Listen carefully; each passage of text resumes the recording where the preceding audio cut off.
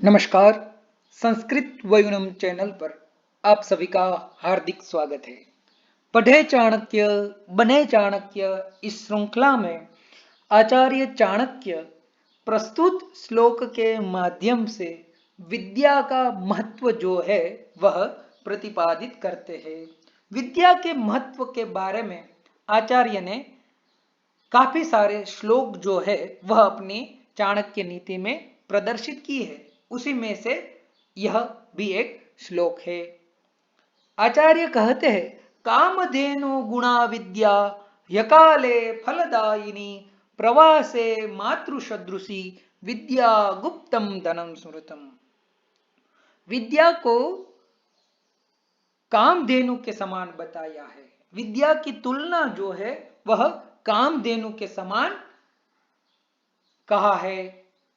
हमें पता है रामायण में ऋषि महर्षि वाल्मीकि वशिष्ठ जी के पास कामधेनु गाय थी और कामधेनु गौ से ऋषि जो है वह अपने सारे कर्म जो है वह संपादित करते थे। और जब वही वशिष्ठ ऋषि के आश्रम में राजा विश्वामित्र आए तब उन्होंने इस कामधेनु को देखकर या उनकी नंदिनी गौ को देखकर उसे ले जाने की महच्छा की। तब ऋषि वशिष्ठ ने कहा कि हे राजा, आपका यह जो विचार है यह अनुचित है, क्योंकि इसी कामधेनु के माध्यम से मैं अपने सारे यज्ञ कर्म जो है वह निर्वाहित करता हूं, इसलिए इसे मैं नहीं दे सकता। और फिर संघर्ष होता है महर्षि और राजर्षि के बीच और उसमें विश्वामित्र की पराजयता होती है और उसको तब ज्ञान होता है और फिर विश्वामित्र जी भी कठिन उग्र तपश्चर्या करके ब्रह्मर्षि को प्राप्त होते हैं। तो जिस प्रकार से कामधेनु गौ है वह अभिलषित वर प्रदान करने वाली है, उसी प्रकार से अच्छी जो विद्या है वह भी हमें कुछ ना कुछ कामधेनु की तरह फल प्रदान करने वाली है। और कैसे? अकाले फलदायिनी। जब हमें हमारा कोई भी ऐसा समय हो, अकाल हो, फिर भी तब हमने जो ज्ञान प्राप्त किया है, हमने जिस विषय में एक्सपर्टाइज किया हुआ है, उनका फल हमें अवश्य प्राप्त होता है।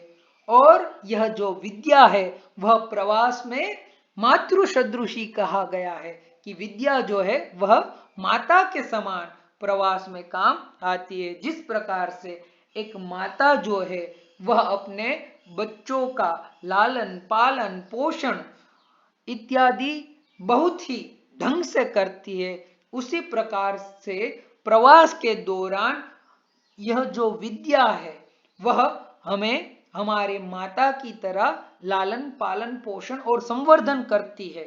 और इसीलिए यह जो विद्या धन है उस धन को गुप्त धन कहा गया है, क्योंकि इस धन को कोई चुरा नहीं सकता। इसको बांटने से जितना बांटा जाए उतना ही यह विद्या धन जो है वह सदा से बढ़ता रहता है। व्यय कृते वर्धते एव नित्यम। जितना व्यय किया जाए उतना ही यह धन बढ़ता है। यदि स्थूल धन है, स्थूल जवेरात है, तो उनकी रक्षा के लिए हमें अधिक प्रयत्न करने पड़ते हैं और उनके सामने हमें डर भी रहता है कि इसे चोर इत्यादि जो है वह इसे चुरा कर न ले जाए। लेकिन विद्या रूपी धन है, उसे तो कोई चुरा भी नहीं सकता, और यदि किसी को दिया भी जाए, जितना भी इसका व्यय किया जाए, जिस किसी को भी जितना सिखाया जाए, फिर भी वह जो देने वाला है उनका वह विद्यादान जो है वह बढ़ता ही रहता है। इस प्रकार से प्रस्तुत श्लोक में आचार्य ने विद्या की तुलना कामधेनु से की है, गुप्त धन से की है, माता से विद्या की तुलना की हुई है। यह श्लोक आपको अच्छा लगा होगा। यदि ऐसे ही श्लोक आप सुनना चाहते हैं, पढ़े चाणक्य बने चाणक्य की यह श्रृंखला आपको अच्छी लगती है तो संस्कृत वयुनम चैनल को सब्सक्राइब करें, इस वीडियो को लाइक करें और अपने मित्र समूह में इसे अवश्य प्रेषित कीजिए। अस्तु।